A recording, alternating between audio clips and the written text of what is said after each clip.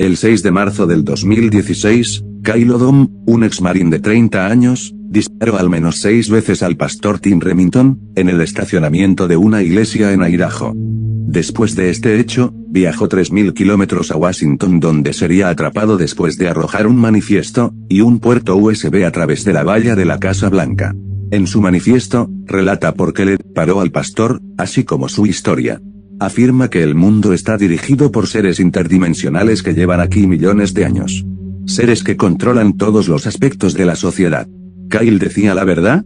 ¿Tenía una enfermedad mental? ¿O el gobierno estaba probando su nueva tecnología con él?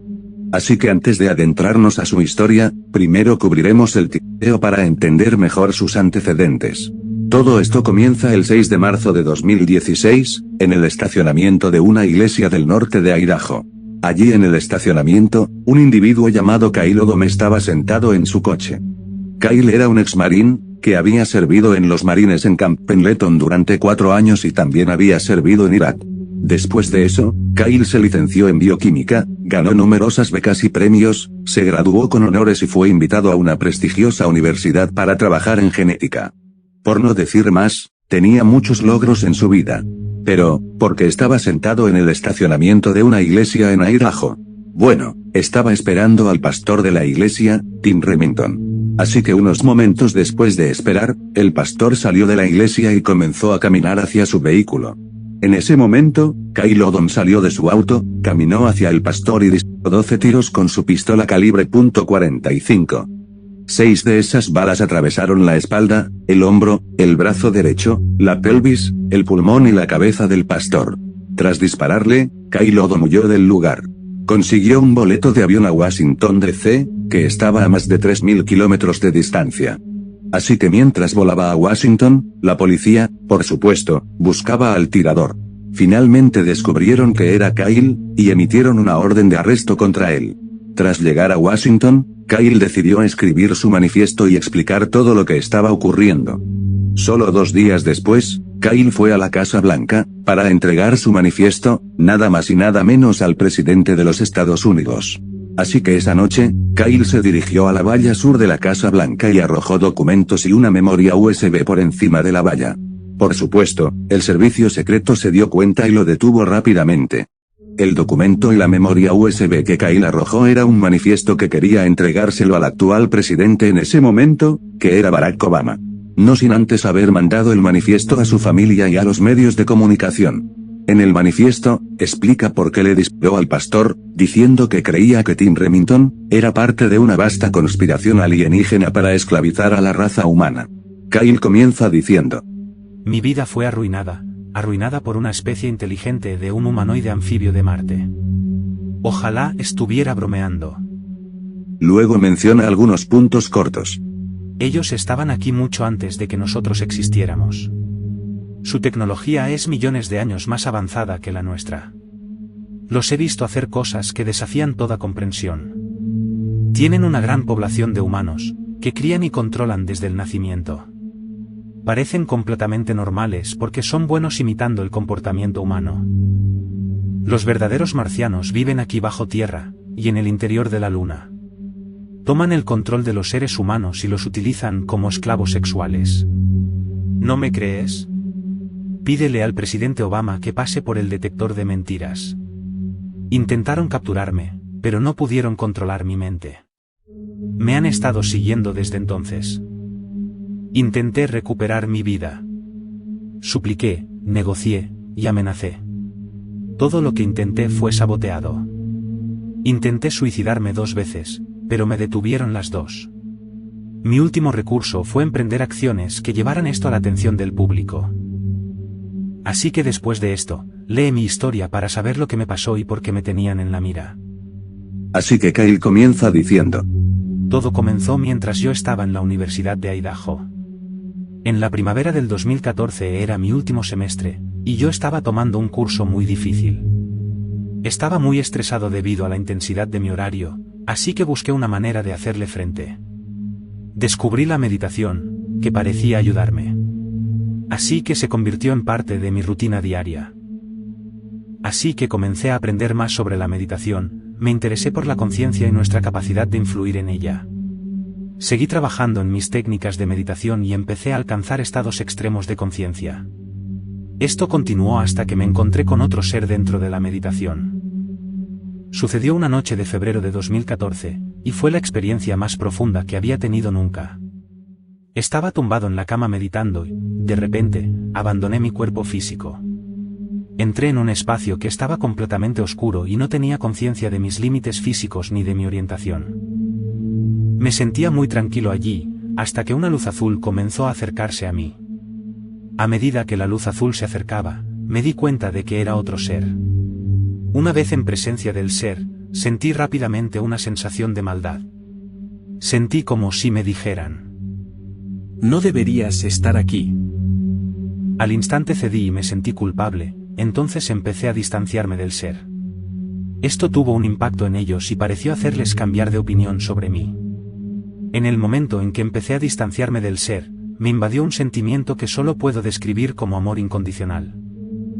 Durante esta parte de la experiencia, nuestras mentes se conectaron y vi que el ser era femenino. Entonces empecé a sentir las sensaciones más eufóricas, reconfortantes y dichosas que jamás había sentido.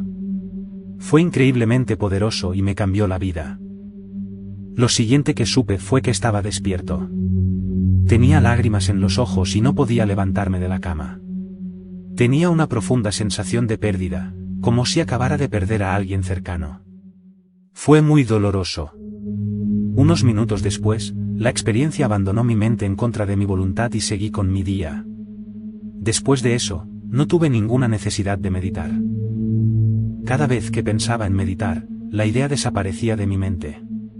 Cuando por fin volví a intentar meditar, no conseguí nada. No le di mucha importancia en ese momento, pero sabía que no iba a mejorar. Al final, decidí abandonar la meditación y centrarme en mis clases. El resto del semestre se me hizo extremadamente fácil. Sentía como si hubiera accedido a algún tipo de poder. No hacía ningún esfuerzo mental, a pesar de que antes las clases habían sido extremadamente difíciles. Empecé a tener pensamientos complejos y una profundidad de comprensión que nunca antes había alcanzado. Un mes después, empecé a hacer entrevistas en las escuelas de posgrado a las que había solicitado trabajo. Poco después de terminar las entrevistas, empecé a recibir ofertas. Decidí aceptar la oferta del Valley College of Medicine para hacer un doctorado en genética humana. Estaba muy ilusionado de tener la oportunidad de trabajar en una universidad tan prestigiosa. El futuro parecía brillante y estaba impaciente por empezar. Todo cambió cuando empecé el programa. En cuanto llegué, pude ver fallos en la investigación de todos los profesores. Mi mente se expandió tanto que pude comprender al instante las implicaciones de todos los proyectos de investigación. Gracias a ello, pude buscar puntos débiles en todos los proyectos disponibles. Esto hizo que me preocupara mucho por lo que estaba haciendo, y sentí que estaba perdiendo el tiempo. Expresé mis preocupaciones a mi asesor, y él las dejó a un lado con indiferencia. Me dijo: solo diviértete.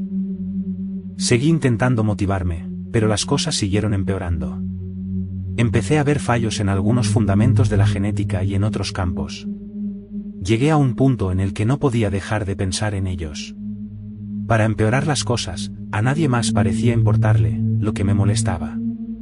Todos estos problemas me hacían imposible continuar, así que decidí salirme. Al día siguiente, mi vida se convirtió en un infierno. No podía dormir, y tenía la mente agotada.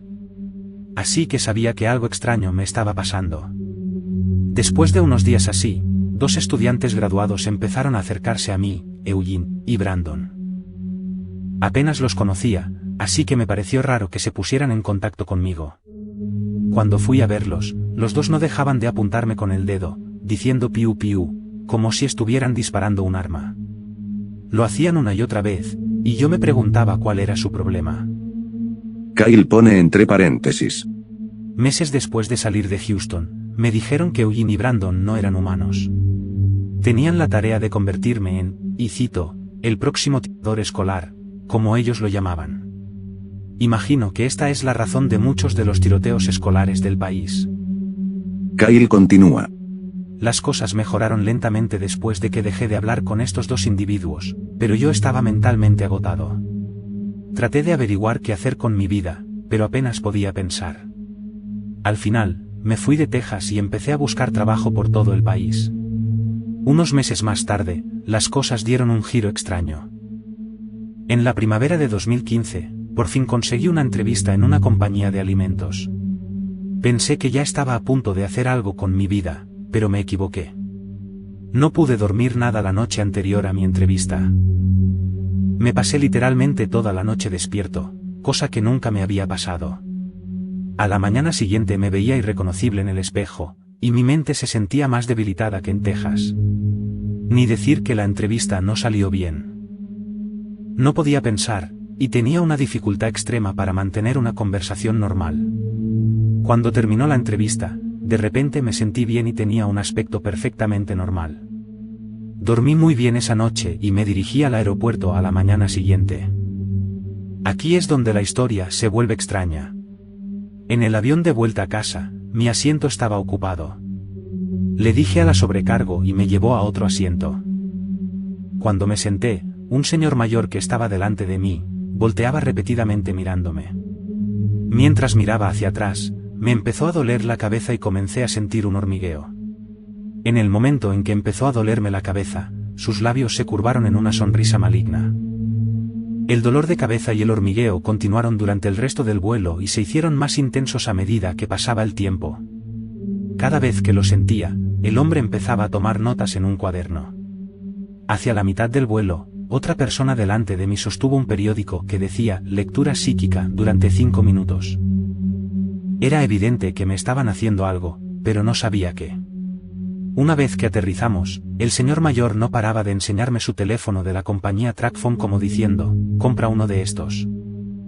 Ya había solicitado trabajo en varias agencias gubernamentales antes de que eso ocurriera, así que pensé que podría ser su forma de ponerse en contacto conmigo. Por curiosidad, decidí comprar un teléfono de esa compañía. Lo revisaba todos los días para ver si alguien me enviaba mensajes o me llamaba. Aproximadamente un mes después, recibí un mensaje de texto de un hombre llamado John Padula. Me invitó a la iglesia de Altar. Como nota, la iglesia de Altar es la misma en la que Tim Remington era pastor, y en la que Kyle le dispararía un año después. Parecía un lugar extraño para que alguien estuviera reclutando para trabajos del gobierno, pero fui de todos modos. Después de llegar allí y entrar, algo se sentía muy mal. Sentí como si mi vida corriera peligro y me sentí tan incómodo que tuve que marcharme. Un par de días después, empecé a recibir mensajes de texto de Tim Remington. Al principio eran mensajes bíblicos irrelevantes, pero luego empezó a amenazarme. Envió mensajes hablando de su poder y otras cosas. Hizo todo esto a través de versículos de la Biblia para que no pareciera sospechoso. Ignoré todo hasta que envió un último mensaje de texto, que simplemente decía, ángeles. No pensé nada de eso hasta que helicópteros empezaron a volar alrededor de mi casa todo el día y toda la noche. En ese momento, supe que estaba en problemas. Así que quedé con John Padula para tomar un café. Pero al parecer, él no tenía ninguna intención de reunirse conmigo. No pasó nada más, hasta que intenté irme a dormir esa noche. En cuanto me metí a la cama, una canción empezó a sonar en mi cabeza. Hermana, hermana, es solo un juguete. Queremos que se quede despierto toda la noche. Resultó que no bromeaban. Esa noche no dormí nada.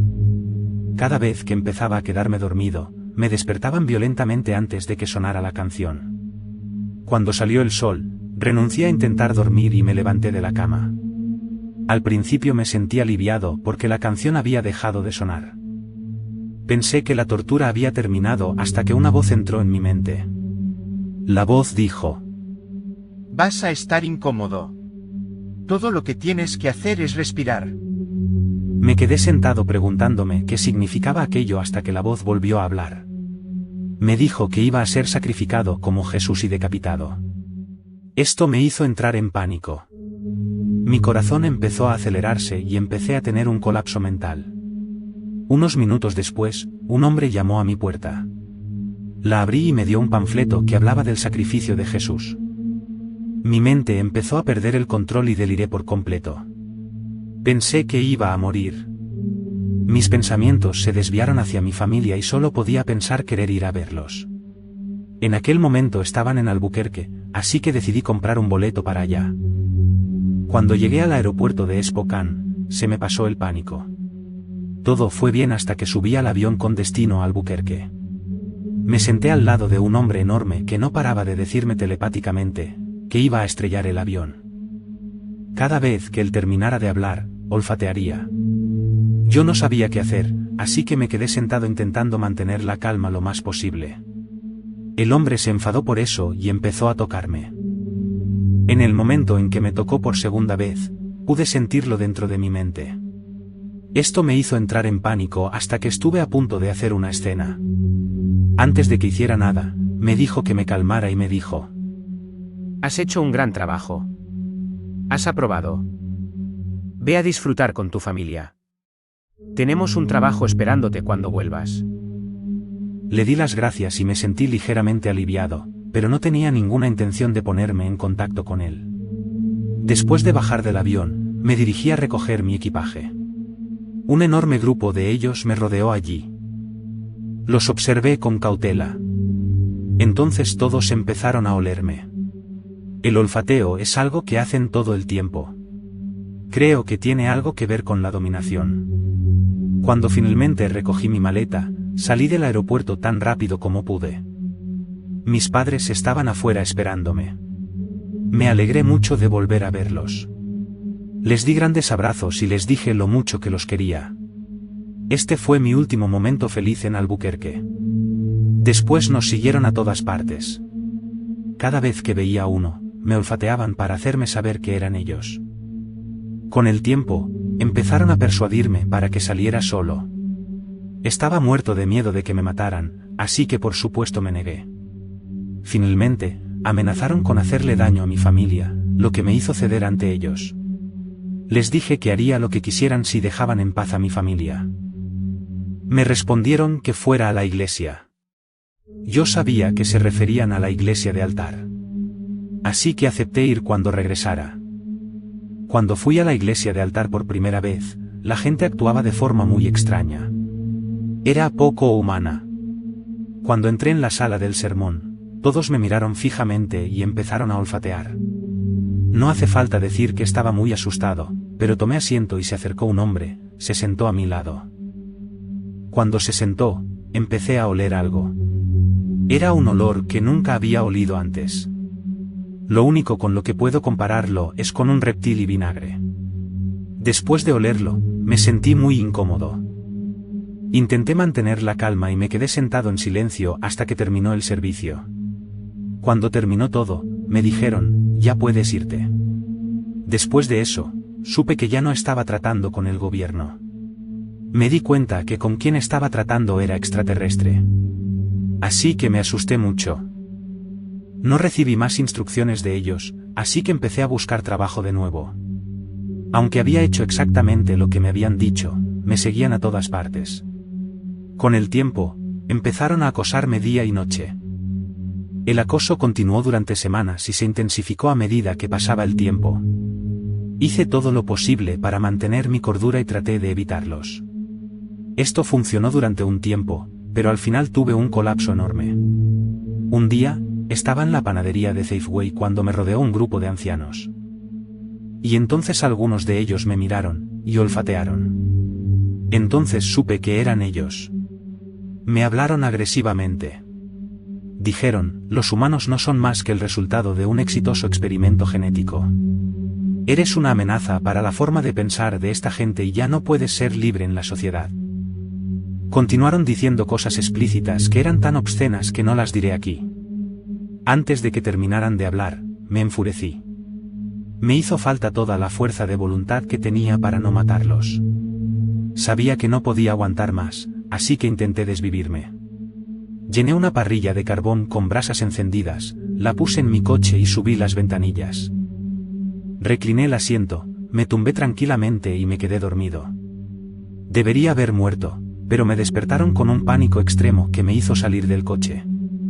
Mientras recuperaba lentamente la consciencia, me sentí muy mal por seguir vivo. No tenía ni idea de a dónde ir en ese momento, Así que decidí internarme en una clínica por parte del Departamento de Asuntos de Veteranos. Me enviaron directamente al psiquiátrico y me ingresaron. Nada mejoró mientras estuve allí. La medicación que me dieron no hizo absolutamente nada. Me senté allí rodeado de un montón de psicóticos y me exasperé. Sabía que su objetivo era arruinarme la vida convirtiéndome en un loco. Estaba decidido a no dejar que eso ocurriera y empecé a luchar. Después de dejar la clínica, todo lo que intenté hacer con mi vida fue saboteado. No me querían muerto, pero tampoco me iban a dejar vivir. Desesperado, volví a la iglesia de Altar para preguntarles qué querían que hiciera. No sabía qué más hacer. Lo único que hicieron fue decirme que siguiera viniendo a la iglesia. Así que realmente iba a la iglesia. Después de algunos servicios más, me encontré hablando con Tim Remington cara a cara. Me dijo que debería plantearme en volverme pastor. Estábamos en medio de la conversación cuando de repente se reveló a mí. No tengo ni idea de cómo lo hizo, pero parecía como si su rostro humano se convirtiera en su rostro real.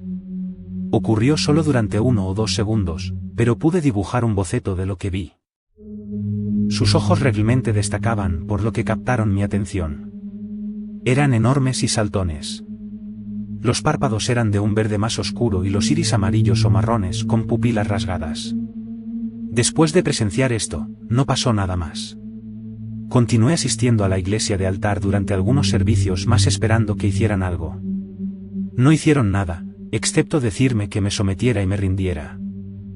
No tenía ni idea de lo que querían decir, así que me fui de la iglesia y nunca volví. Después de dejar Altar, me dieron un respiro. Frenaron su acoso y empecé a recuperarme. Decidí hacer un último intento de tener una vida normal siguiendo la carrera de farmacéutico. Empecé a tomar clases en North Idaho College para terminar los prerequisitos que necesitaba. También empecé a trabajar como voluntario en una farmacia local. Por desgracia, ellos me siguieron a la escuela. Había varios de ellos en cada clase que tomé. Se me hacía imposible estudiar y me acosaban continuamente, sobre todo en los exámenes. A pesar de todo, me las arreglé para sacar buenas notas durante el semestre de otoño. Lamentablemente, mi éxito duró poco. Durante el semestre de la primavera de 2016, la presión era demasiado intensa. Cada vez que iba a clase, empezaban a manipular mi cerebro hasta que me entrara una rabia ciega. A veces suprimen mi cerebro hasta que empiezo a perder el conocimiento.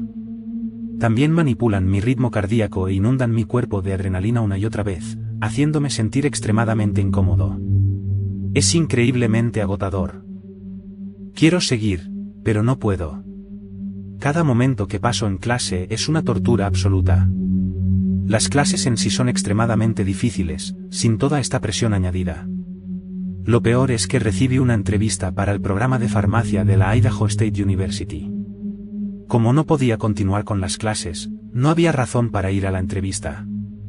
Mi oportunidad de tener una vida normal se había arruinado. También me han estado privando del sueño, así que no tengo fuerzas para continuar.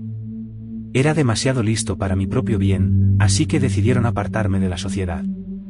Les preocupaba que pudiera cambiar la forma de pensar de los demás, lo que traería problemas. Problemas en forma de revoluciones científicas. Si nos volvemos mucho más inteligentes como especie, nos convertiremos en una amenaza para su existencia. Si hablan conmigo en persona, verán que no estoy loco en absoluto. Los marcianos son tan buenos escondiéndose a plena vista que nadie sabría que existen a menos que se rebelaran. Son capaces de engañarnos tan bien que lo que estoy diciendo parece imposible. Sin embargo, son 100% reales. Date cuenta de que su tecnología es millones de años más avanzada que la nuestra. Piénsalo por un segundo. Piensa en los avances que hemos conseguido en los últimos 100 años. Una vez que lo hayas hecho, intenta imaginar cómo serían millones de años de tecnología. El presidente sabe de ellos, por eso le escribí una carta personal. Espero que haga algo al respecto. No he hecho nada malo para merecer lo que me ha pasado. Lo intenté todo para encontrar trabajo, y ellos me sabotearon en cada esquina. Al principio, pensé que lo correcto era desvivirse. Después de intentar desvivirme 2 veces, quedó muy claro que no iban a dejarme morir fácilmente. Mi último recurso fue tomar medidas para llamar la atención del público. Espero que algo bueno salga de esto. Solo date cuenta de que soy una buena persona, y soy completamente inocente. También date cuenta de que las personas que disparé no son lo que piensas. Para dejarlo muy claro, Tim y John no eran seres humanos. Muy bien, solo para mencionar, Kyle escribió que disparó a Tim y a John en la iglesia, pero solo le disparó a Tim. Supongo que escribió esta parte de su manifiesto antes de hacer el tiroteo y simplemente no editó esa parte cuando no tuvo la oportunidad de dispararle a John. También menciona que las mentes de Tim y John fueron controladas desde su nacimiento por marcianos. Ese es un pequeño resumen de la historia de Kyle Odom que escribió en su manifiesto. Después de eso menciona otros puntos a tomar en cuenta como, preguntas y respuestas. Marcianos que están dentro de la política de Estados Unidos. Origen de las civilizaciones antiguas y la Biblia. La situación actual. Cómo funciona el cerebro de los marcianos y su comportamiento. Origen de los marcianos. Tecnología marciana. Dibujos de los marcianos. Y sus títulos académicos. Otros puntos destacados son, cerebro y el comportamiento. Sus características principales incluyen que son hipersexuales, hiperagresivos, miedosos y paranoicos. No están constantemente en su verdadera forma. Siempre se están escondiendo. Dios. Según Kyle, los marcianos son los responsables del mito de Dios. Puede que los marcianos hayan creado a los humanos, pero desde luego no son dioses. No son más que otra especie inteligente que evolucionó en un planeta vecino. Dios no existe. No hay cielo. No existe el infierno. La tierra es lo más cerca del cielo que vamos a estar nunca, y dice: Estamos dejando que los marcianos lo arruinen. Van a destruir la Tierra igual que destruyeron Marte si se los permitimos. Nuestra supervivencia está en sus manos por el momento. Después de que Kyle arrojara su manifiesto por encima de la valla de la Casa Blanca, como ya hemos hablado, fue detenido por el servicio secreto. En julio de 2016, 4 meses después de disparar al pastor, Kyle se declaró culpable de un delito grave de agresión con agravante de arma de fuego, como parte de un acuerdo para que su condena no superara los 25 años. En noviembre de 2017, Kyle Odom fue condenado a 25 años de prisión y sería elegible para la libertad condicional después de 10 años. Podría salir en libertad condicional el 17 de marzo de 2026. Muy bien, ¿qué pasó con el pastor? Bueno, en realidad sobrevivió al tiroteo. Lo que hace esto extremadamente extraño. Le dispararon 6 veces. Pero esto se pone más raro. El 28 de enero de 2020, Tim Remington fue nombrado por el gobernador de Idaho, miembro republicano de la Cámara de Representantes de Idaho. Ahora es político y pastor. Kyle menciona que le disparó al pastor 12 veces.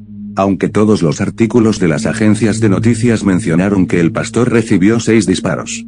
Mencionan que Tim Remington recibió 6 disparos, incluyendo la cabeza, pulmón, cadera y hombro frente a la iglesia de altar. Tal vez pudo haber disparado 12 veces, pero solo le dio 6. Una de las cosas extrañas de esto, es que le dispararon 6 balas de punta hueca calibre .45 y el tipo se recuperó. Pero por lo que parece, probablemente solo 3 o 4 le dieron. Y eso fue todo. Teorías. La primera teoría sería la manipulación por parte del gobierno. Esta teoría es que el gobierno estaba detrás de todo esto, que Kyle Odom era algún tipo de experimento gubernamental. Ellos pensaron que la mejor manera de probar la efectividad de su nueva arma de lavado de cerebro o lo que sea, era hacerlo en un exmilitar muy inteligente y ver que tan bien funcionaba. De alguna manera, el gobierno usó esta técnica de lavado de cerebro para hacer que Kyle Odom creyera lo que ellos querían que creyera, sabiendo que si escribía este manifiesto y hacía estas locas afirmaciones, todo el mundo pensaría que tenía una enfermedad mental. Aunque hubo un punto en su manifiesto donde menciona que no era el gobierno. Él sabía que ya no estaba tratando con el gobierno, que estaba tratando con extraterrestres. Así que hubo un punto en el que pensó que se trataba del gobierno.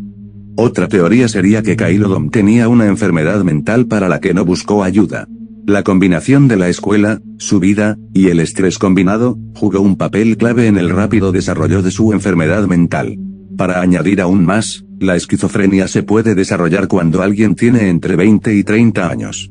Así que eso podría haber jugado un papel clave porque él estaba en ese rango de edad. Y la última teoría, la más increíble y a la vez más difícil de creer es que todo lo que Kyle Odom mencionó era cierto, y que efectivamente, el mundo está dirigido por marcianos. Si desean saber más de este caso, pueden buscar el manifiesto, ya que se encuentra disponible para leerlo gratis en internet. Sin más por el momento, no queda más que agradecer por haber visto el video. Nos vemos pronto y recuerda, la verdad nos hará libres.